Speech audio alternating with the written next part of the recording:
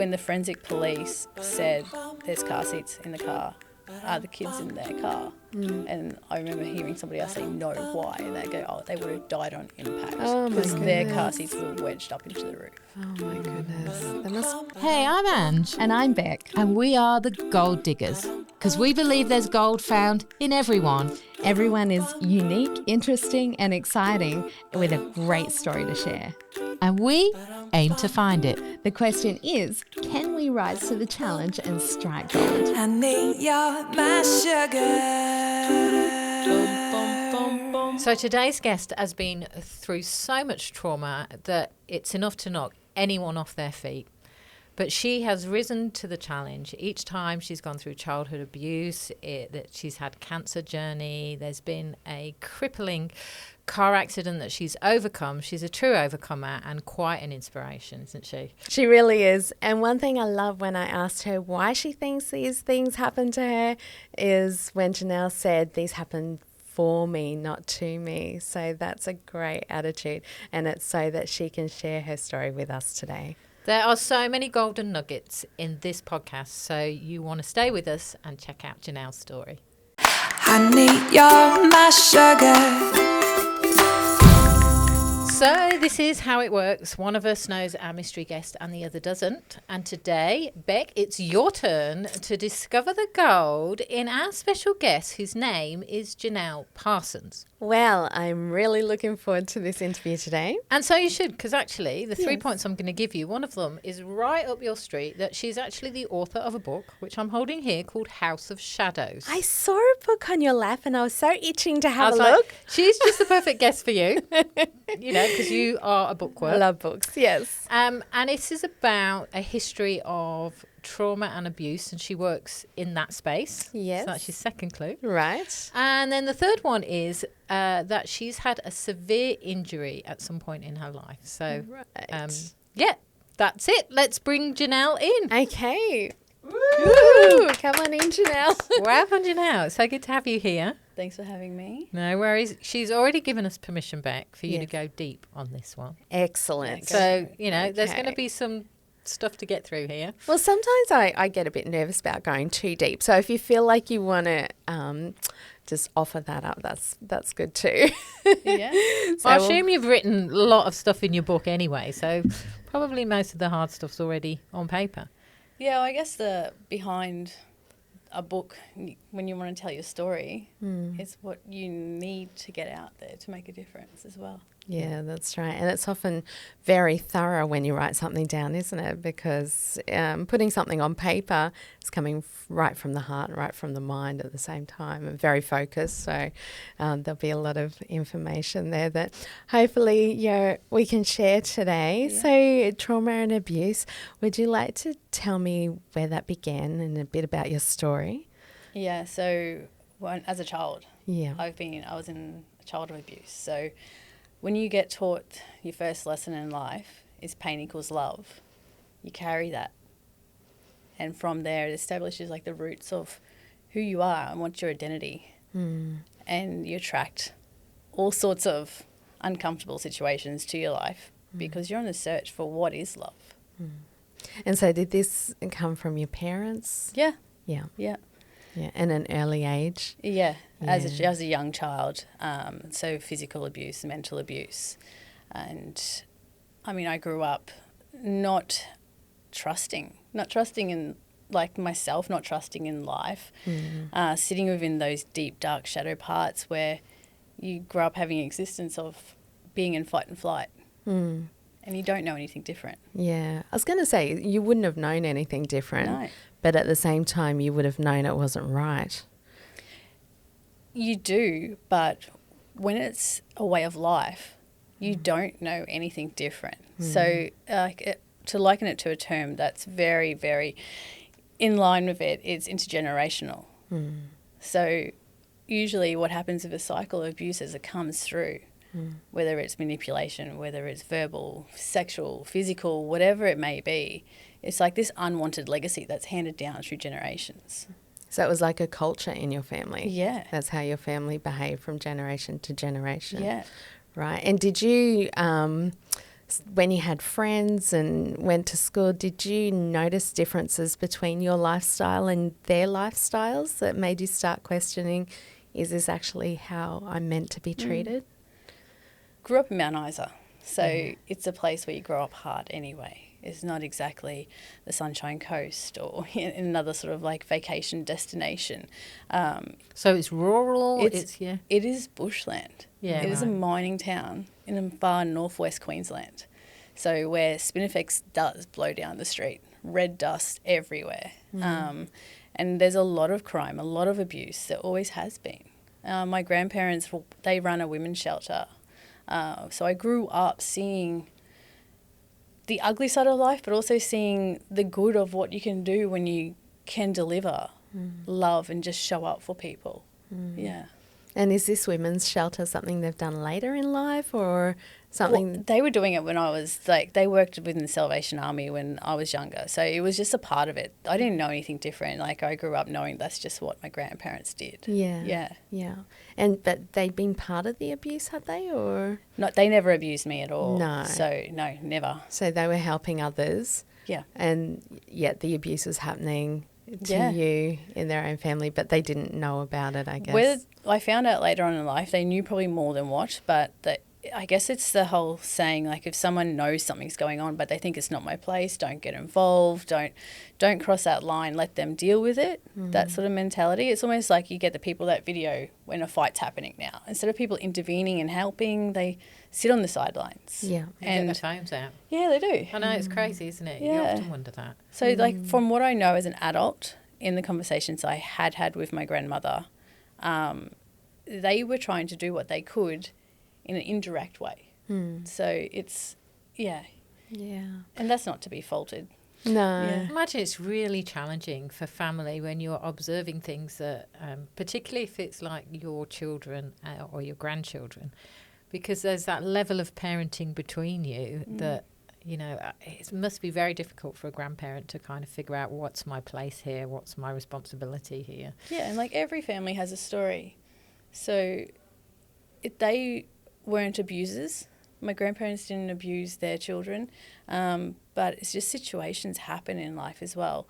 On the other side, my other parents' side of things, there was more abuse. There was more, I guess, that shadow work that played out. But what happened with me was I was seen as that one that was meant to be the strong one that could handle it, because the first couple of times it happened and I would just like lock myself away in the bathroom and wait till everything would quiet down, and my siblings would be like banging at the door, crying, begging for me to come out. And You the eldest? I'm the eldest, yeah. So I guess the cycle started to grow all over again. You know, I was seen as that target that could handle it.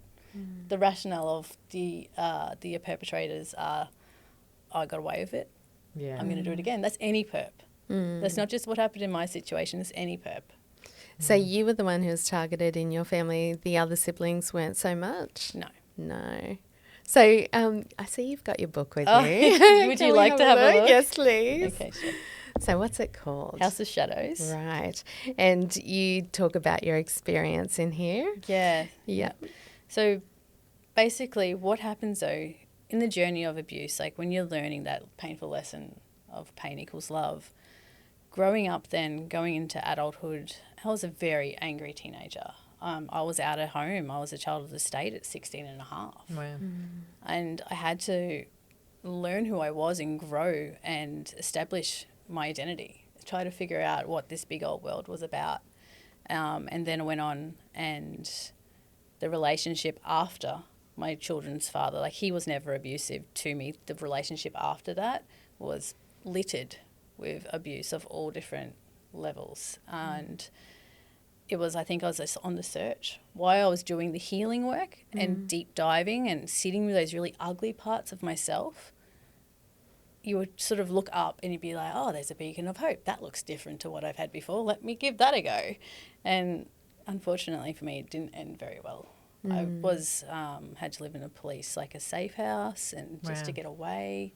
So a domestic violence situation. Heavily domestic violence, like life-threatening DV. And like the DV was for 2 years put on him. Yeah, it was awful. It was the scariest time of my life, and that's saying a lot because I have endured quite a bit.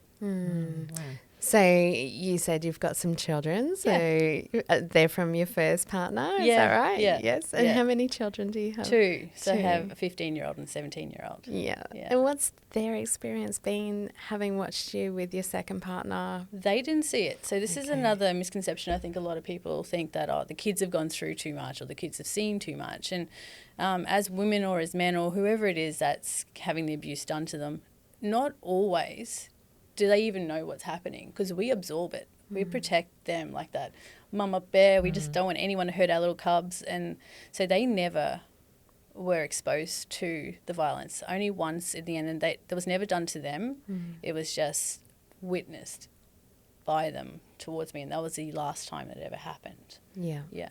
And how did they feel about being moved to a safe house with you? Did they understand what was going on? No, you don't tell them that sort of stuff. No. We just be like getting into another house, and Yeah. they had fun. If you ask them about it, they'll be like, oh, was that what it was? They wouldn't know. Yeah, right. Because it's my job as their mother to not breed that cycle, to be able to educate them on how not to, what I would choose to say is people go to hospital because they're dying. People go to hospital if they've got a broken bone. People also have to go away and get removed from homes if they're not healthy in their mind. So instead of placing fear on them, I was trying to empower them and to have a more empathetic, understanding approach to things. So how did you survive those days, especially as a child? What were Yeah. your survival skills through that time? I just had this inner dialogue, this inner compass that just kept telling me to push on, that there was a bigger purpose to everything. And I would find a little quiet space, whether it's sitting underneath a palm tree and just like playing with the rocks in the garden, or the biggest instrumental change and pivotal moment in my life was when I got right into sport. So I was into basketball, and I had a basketball coach, and she was just phenomenal. She would just take me and she'd push me because she knew what was happening. Yeah. She'd push me and push me. I was on every rep team. Every opportunity was given to me through basketball. Yeah. And that was like my saviour. That would have been a great outlet for you. Yeah. Because it would have kept you busy, kept you fit, kept your mind active, and also given you that good self-esteem of competing and achieving in a sport. Yeah, and it's not even that. Like, to me, like, sport creates community. Yeah. Sports creates that safe place where you're free of anything else. Yeah. You could go your hardest. If you were having a stressful moment, or if you weren't feeling well, or you get that adrenaline surge, it was a way to have a safe release of it as well. Yeah. Yeah. Like playing drums or something. Let it all out. Yeah. That's a sport in your family. Isn't it? That's right, Mine we're too. musicians. Yeah. It's like, go to your instrument. Yeah. Yeah. Oh, well, that's great. And then, so did you continue with the basketball in high school? And Yeah. So I continued right through until probably my early 20s. Yeah. And then I put basketball on hold and focused on other areas in my life. But I'm back in it now, and I mentor and run different trainings, and I do private trainings, and I do school teams and have my own club team. That's and, great. Yeah, it's a huge part of what I do now for work as well. Wow, that's great. Did you play professionally when you were I younger? I didn't get to that. No? Sounds like you were close. rep levels, state levels, Yeah. that sort of thing. But didn't go pro. That's great. So what did you do after basketball? Well, I threw myself into hairdressing. Yeah.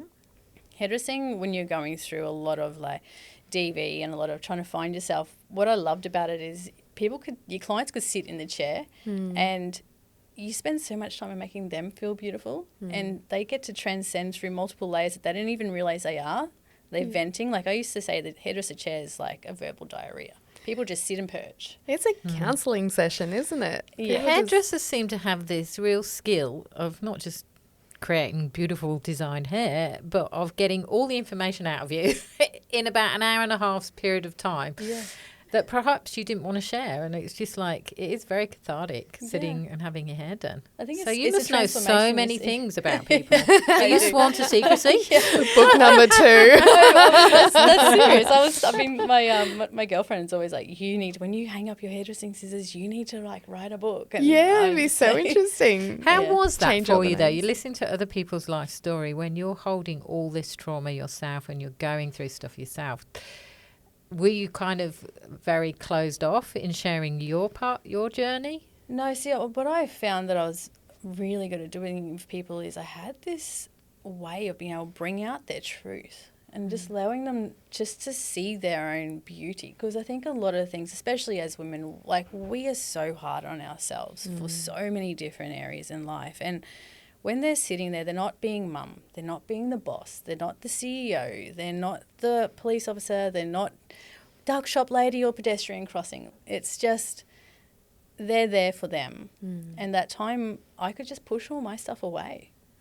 I showed up in a space, a safe space for others. And by doing that, they could transform through different layers. And that's how I grew my clientele and grew the following I had in the industry, is because they would come in, they would say all the time, we didn't even know what we wanted, but we feel amazing. Thank you. Wow. So it was more than hair to me. Once again, it's community, isn't it? It's community, like basketball, and you're surrounding yourselves with other people. And I guess you learnt how to ask the right questions, because you know the questions you want asked to you as well, don't you? Yeah.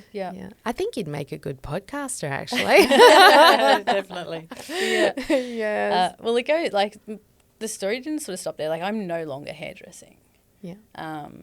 And the reason for that wasn't I published House of Shadows, and I studied counselling, so I'm a counsellor now. And I was moving into that space, and COVID hit.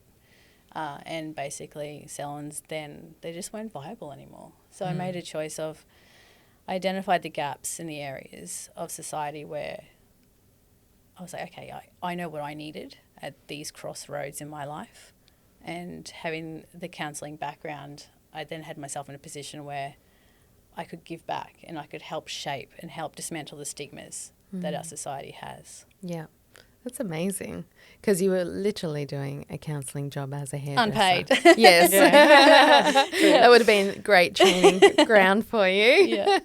And then stepping into counselling. So do you have your own business now doing counselling, or are you working for I have someone? a non-for-profit charity now. Right. Tell Yeah. us about that. So it's called Rise and Thrive Co. Yeah. And what we do is I've developed 2 programs, one for adults and one for youth and adolescents. And it helps in the area of intervention, prevention and recovery of intergenerational abuse and trauma. Yeah. Right. That's So, amazing. Yeah. Because you have to sit with yourself and figure out. It took 6 years to come through and like to get House of Shadows finished as well, because I didn't shy away from going, what parts of me don't I like and why don't I like them? How can I take accountability over the decisions I made when I was in a fight or flight response, and how do I forgive myself? I was going to ask you that question because you mentioned something earlier on, which was pain equals love. Yeah. And we kind of just like brushed over that. But there's obviously a journey in that realization. What was that for you, and how have you reached that conclusion? To unlearning it or learning it? Well, you just said pain equals love. Yeah. Is that something that you had believed back when you were going through the trauma, or is there some journey to that understanding? Well, I guess the basis of that for me was pain equals love, being I didn't know anything different. Yeah. So when you grow up thinking that you have your parents and we get told that they're our safe place, that's what love is. Like the first man and woman you love in your life are your parents, right? Yeah. And then come your siblings, and then come friends, and grow on from there.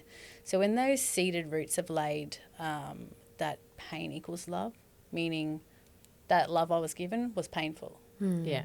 So does that then repeat the cycle for you Yeah. until you break the chain of that? yep. So how did you do that? I did that deep, ugly dive. I was like, forget about any sort of smoke screens and like any sort of, the feel-good retreats and all that sort of stuff, because it's just a Band-Aid to making what's uncomfortable comfortable temporarily. That wasn't enough for me. I didn't want to feel that way. I wanted more. I wanted more for me. I wanted more for my children. I always wanted more for life in general. And so I just kept searching on how can I open up these painful parts of me and sit with it and become comfortable enough to go, yeah, that was really but I'm better. And it was through, I went to counsellors, I went to psychologists, I did hypnotherapy, I did kinesiology, I did past life regressions. I was like, throw it at me. Let me open up Pandora's box, because there's stuff that we suppress that we don't even know exists, and they become patterns of what we do. Sometimes we do what's always been done because we don't know how to do anything else. It's true. It's good that you were able to acknowledge what the problem was and deal with that. In your parenting with your children, what are the key things that you try to, I guess, use as your drive for parenting in what you're teaching them? Yeah, so this is a really good question that I've been trying to simplify that and give what sort of pitch can I give on that? When it comes to my children, what it wasn't that I didn't want to do what was done to me or not do what was done. I think sometimes you can fight against what happened to you, that you, in somewhat ways, you still do it, but with a different stroke. Whereas I was like, I need to take accountability of what's happened to me before I step into the parenthood. And my first child, with all of our first children, they get the ugly parts of us. They get the parts that we're trying to fix, that we're trying to teach them. We're trying to go, we don't want that happening because that happened to me. And so I've always been very open about emotional intelligence with my children and saying, there is bad things that happen in life. And so instead of me saying, don't go, don't, it's like, if this happens, this could be a consequence. And always taught them that there's always consequences to action. So that accountability has been my biggest educational piece as parenthood, is going, okay, you need to take accountability. I don't care if you're 2 or if you're 17. Even at those ages, you can teach them those. Yeah. It's not somebody else's responsibility to parent our kids for us. Teachers, daycare centres, they're not the parent. Everything needs to start at home. I love what you say about that emotional maturity and that understanding of yourself as well. Because even that concept of love equals pain, we as people are always looking for love. What does love look like? What does that mean to me? Because we need it in our lives. And so based on our experience, we then define love by our experience. And that's obviously what you did, was because you had a lot of pain in your life and you think that that's what love looks like. So to undo that in yourself has been obviously a very long journey for you. But then to be teaching a different way to your kids is, it's very smart to be doing that. A lot of people don't get to that point of trying to redefine what does love actually mean. So what does it look like now to you?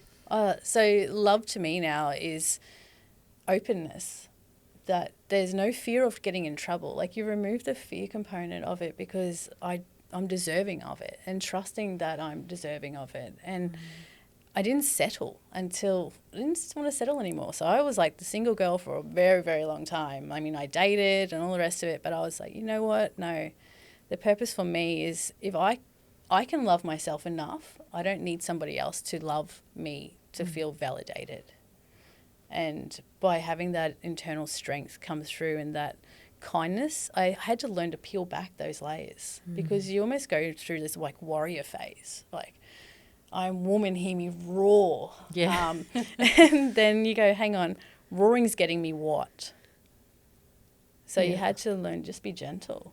So you've become you've become confident in who you are as a person. So you're secure in who you are, which means you're not looking for love in the wrong places. Yeah. And I guess that's something that would really be picked up by your children as well, just being happy with who they are first and then finding love in the right places. Yeah. Is that right? Yeah, because there's no way I wanted to see either of them go through what I had experienced, and if they ever did take a path where they felt that element of pain or they weren't, I trust in what I've been able to deliver to them within that safe place, that they can go, you know what, this doesn't feel right, and go, when they have an argument, they don't fight. My daughter will go, you are identify that you're annoying me right now, I'm going to remove myself from the situation. So by educating through that and giving them the power that you can stand up, you don't have to put up with anything. Yeah. You can, but it's how you remove yourself. You I don't like have how to be aggressive. she states, this is how you're making me Yeah. feel, and this is what I'm going to do about it. Yeah. So she's That's like, great. like you acknowledge, you take the accountability, and then Yes. you can diffuse the situation. Yeah. And I love what you said about, you went through the stage of this I am woman, hear me roar. We can often think that that's the ultimate position that we're aiming for. But I love you that you say, actually, that wasn't serving you right. Yeah. Because sometimes that can be a reaction to an injustice or a hurt or a pain that we rise up and say, just watch me do it. Yeah. But actually, that doesn't serve us either, does it? And you've gone to the next layer that, no, be kind, be gentle to yourself. Yeah. I That's think so sitting powerful. in that feminine energy and being comfortable with that. And people always say, you're so strong, Janelle. Like, you're so brave. Like, how did you get there? And I was just saying before, like, I got so tired, and the burnout that happened from me feeling like I'm sick of fighting for everything. I was fighting for my place in the world. I was fighting for what I wanted. I had this, the language I used was, I'm sick of fighting. I don't fight anymore. So it's by becoming softer, embracing the gentle side of me, I can still be assertive. Doesn't mean you have to be a pushover. Yeah. And I can still roar if I need to. But I know when to be a lioness and when to just pull it back. Yeah.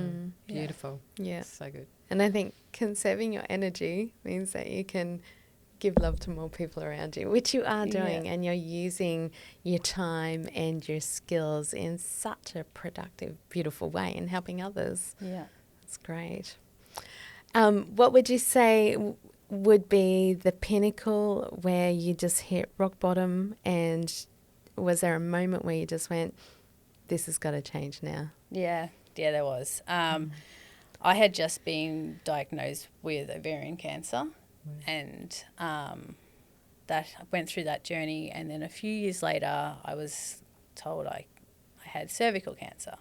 And so my gynecologist was like, okay, we need to do a hysterectomy. Like, you've had a long history of endometriosis, had fertility to have both my kids. And I was like, yeah, okay. And I remember sitting on the bottom of the shower floor thinking, how's my life got to this point? Like, I've done all this healing work. I've done all this. Like, I'm a good person. I don't take it. I'll stand up for people that are hurting. Why am I still going through all this, even though I've done all of this healing work to get to this point? And it was a really self-sabotaging, like, morning moment. And I couldn't get up. I was just stuck on that floor. And it's like I saw parts of me. I felt parts of this, like, internal pain that hadn't surfaced yet. And I thought I had done it. And no, I hadn't. And that was my turning point. I was like, wow, I need to start being kinder to myself. Like, this is not getting me anywhere. I don't want to be sick anymore. I was like top 10 in Australia in hairdressing at the time. I was meant to be on a live stage doing a delivery, and I didn't even show up, didn't even get on the plane. I had one of the big bosses call me, go, why aren't you here? I'm like, well, I've just been diagnosed with cancer, so basically, no. Yeah. And it was just that. I was like, well, have a really strong self-check-in moment. So what happened with that cancer? I was fine. Like, I just, I feel really almost like an imposter when you say I did have that, because it was contained in an organ, because I already had ovarian cancer. They were aware of my history, so we just didn't stuff around. Yeah. We just scooped it out. Just had all my organs taken, like, go, I don't need them anymore. Yeah. So you haven't had any problems. No, since. no. A lucky escape more than anything then, Yeah. really, is it, that they found it early? Yeah. But you'd still go through those emotions of receiving a diagnosis, not know, there would have been a period of time there where I just didn't talk about it. Yeah. Because I was just like, there's people out there dying from this. Yeah. Like, why have a pity party? Like, I'm just going to go have 6 organs removed.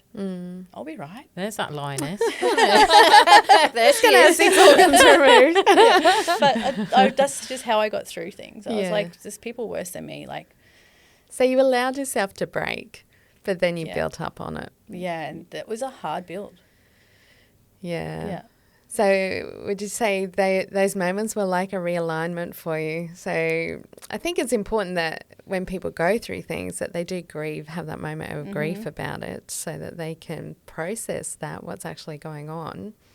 But then to realign your thinking so that what's the best way out of this for you? Like, you can give yourself over to something and that can destroy you, but you've obviously gone, okay, yeah, I'm going to have this moment of grief about this, but then I'm going to put some building blocks in place. I started grieving everything. Yeah. That moment was just like this outpouring of like grief and forgiveness on all like what got me there. The childhood things that I did to people, other things that people did to me, and it was just, it was everything. The came breaking. out. That was it, and I mean it could have gone either way. Like, so how's your life built from that moment? oh, it's beautiful. Like it's almost like you said before, like it can make people or it can't. Like, and I don't know if I completely agree in that it can make you or break you. I was broken. Yeah. If we want to use that as a word, like I felt shattered, where I forgot how to breathe temporarily. I forgot how to eat. I went into almost this comatose state of going, how do I get out of this? I actually don't know. I thought I was equipped with the skills to do this. Guess what? I'm not. How long did that last for you? It was a haze. Like, I don't even know. It was a haze. And I just, what got me out of it is I just started going, okay, as things surface, just deal with it.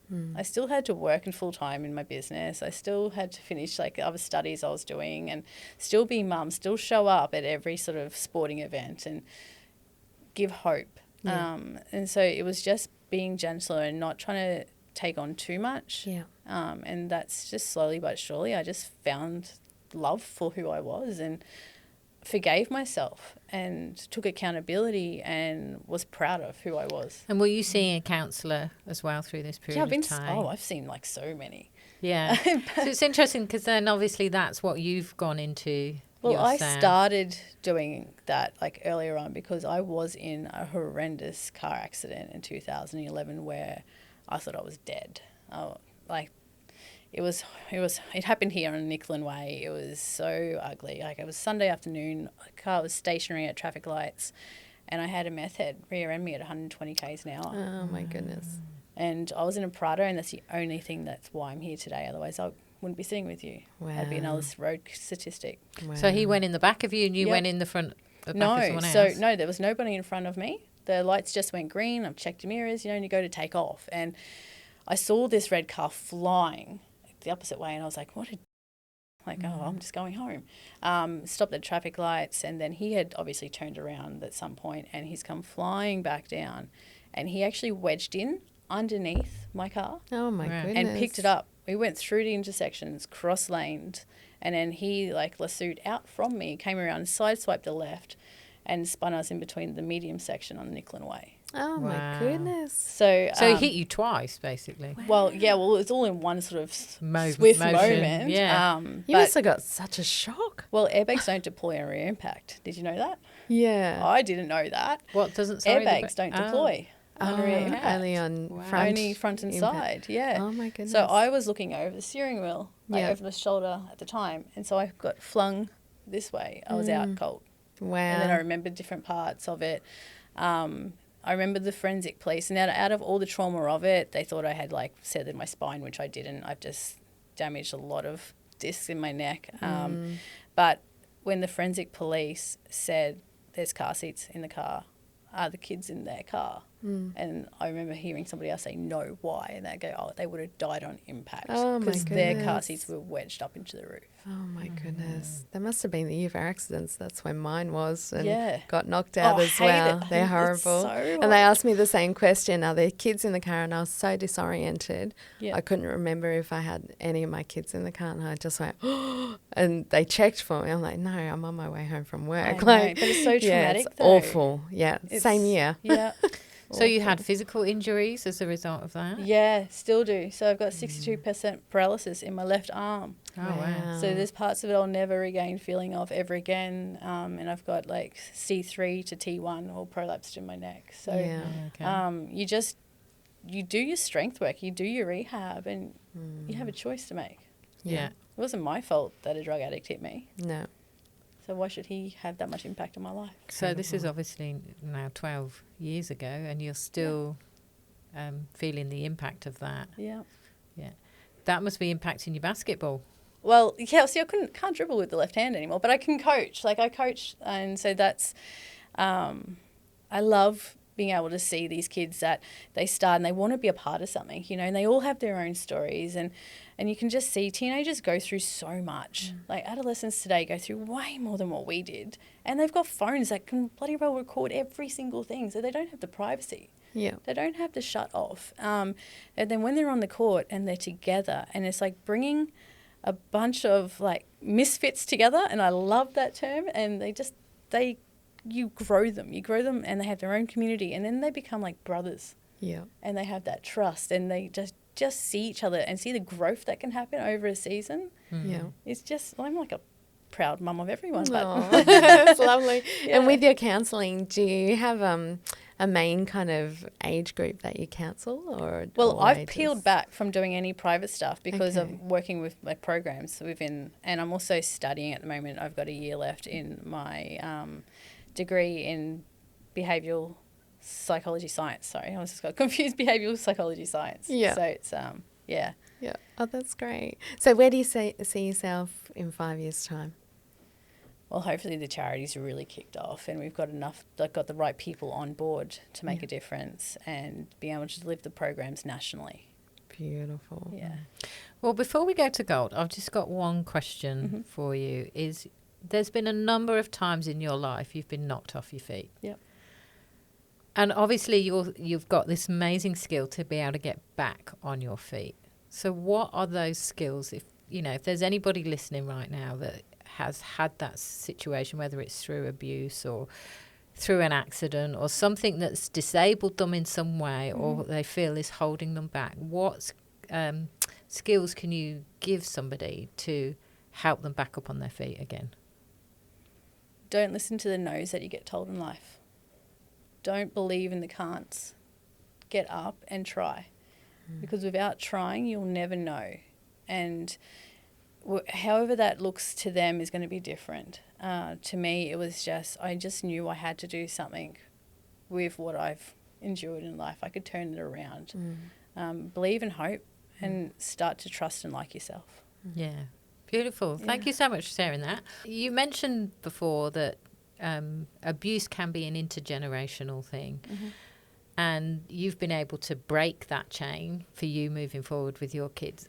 What are some of those keys that you can use, or you can advise someone else that's perhaps going through that, to break that cycle? It's a terrifying cycle to actually want to stop. So the biggest thing, the first step is remove yourself. Like cut off. Yeah. And it is the hardest thing, because it's like trauma like that is like an addiction. So you don't know anything different, and you look for that chase. You look for that adrenaline, and that comes from abuse. So it's cutting off and holding firm on that. And it's okay sometimes if they get in a little bit, but just know, if I want to change this, the very first step is I have to say, boom, it stops here today. Yeah. Yeah. Is that a belief that that life can be different beyond that? Do people sometimes feel that this is as good as it's ever going to get, and so they can't leave it behind? Yeah. So, and when that happens, unfortunately, that cycle is going to continue. Yeah. Because nothing changes until someone starts realizing, I don't want this anymore. So they have to have that internal conversation with themselves. Like, do they want to continue this way? If the answer is a hard no, well, then you know what? You can give yourself permission. You're not a bad person if you cut off from family. It doesn't make you a bad person. And how can somebody do that? Because they actually find that very difficult, It's don't so they? hard.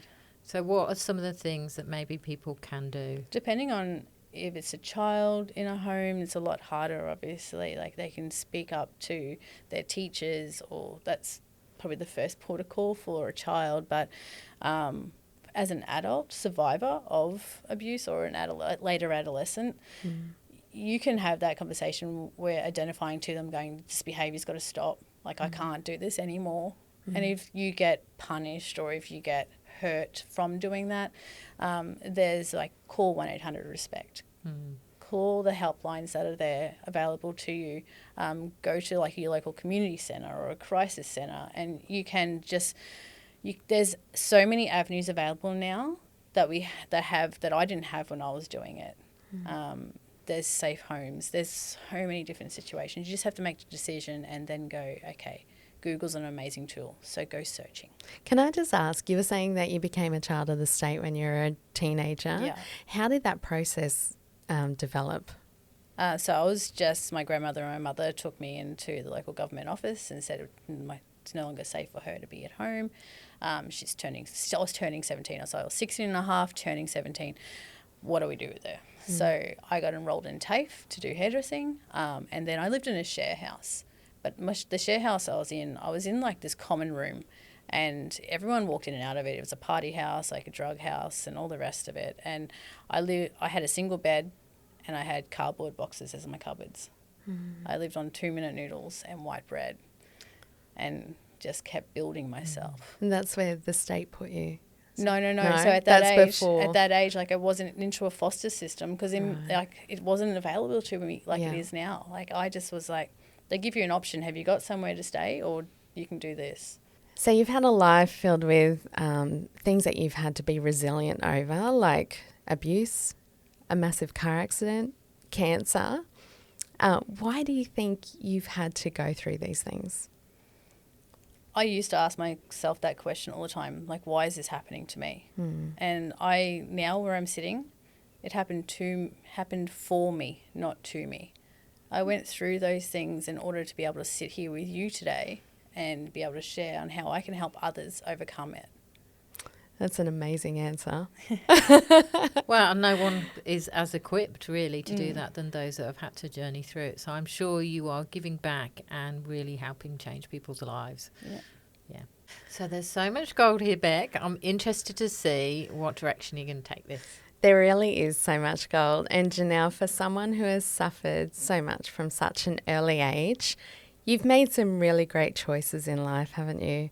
And as a child, even just choosing how you're going to react to the abuse that came against you, these are things that you've kind of chosen yourself, that you're going to rise above it. Then going through cancer and an awful car accident, like you have overcome so much.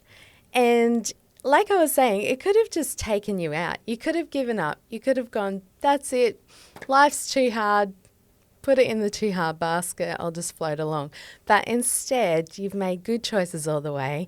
You've even put back into society as a hairdresser, putting kindness and a listening ear into those clients who came to get their hair done. You made them feel beautiful, even though you may not have been feeling beautiful at the time, but you just poured love into those women at a time that wasn't great for you, which is just so contrasting, isn't it, to the life that you were living at the time. And then to choose to upskill and study and become a counsellor and take all those experiences that broke you, and you talk about being broken in that time, but instead of staying broken, you built building blocks upon that, and you're now giving back to society in such a great way. And I love how you said, when I asked you why you think you've been through these things, and I love that you said, because so that I can sit here with you today and tell you this story and help other people. And that, to me, is gold. For someone to take these awful experiences and then just want to throw everything back into society and help everyone that they can, that is gold, and that is a true test of your character. Thank you so much for coming and sharing your story. And I know you're going to do incredible things. And you were telling me something about a children's book. Oh, yeah, I have a children's book to help identify children in at-risk homes. Yeah, that's great. So that's going to be published shortly. Yeah, it'll be released this year. Great. So I think you're going from strength to strength, and I know you're touching many lives. So thank you. Yeah, thank you. And you mentioned also charity. So how can people help or jump on board? So it's riseandthriveco.org.au, and if you just send a DM or email me at Janelle at I'm just getting used to it all. It's Janelle at riseandthriveco.org.au, and we can just put you into the connections of how people can get on board with sponsorships, donations, or Do you have having us out. website, social media? That is anything? getting built. Social media is all there. All the handles, I'm assuming, can be handled and put onto here. But yeah, the website is in the final stages of build. So until that happens, I can't. Keep an eye out for Yeah. that. So we'll put all Awesome. the social media stuff on our show notes. So Yeah. check out Janelle and let's jump on board and support you, because I just think, Thank you. as Beck says, you're going to go from strength to strength now, and it feels like the tide has really turned. Yeah. So thank you so much for being with us. Really appreciate you sharing your story with us. Yeah. Thank you so much. So that's it for today's podcast. You'll find us on all the major podcast platforms. The podcasts come out every Wednesday. We'd love to hear from you on our socials, the Gold Diggers Podcast. Tell us about your story so we can find the gold in you. Easy as pie, lemon, apple, or cherry. Loving you is so very sweet, sweet, sweet. How can it be such a piece of cake? And your smile is the icing. Loving you is a party. Honey, you're my sugar.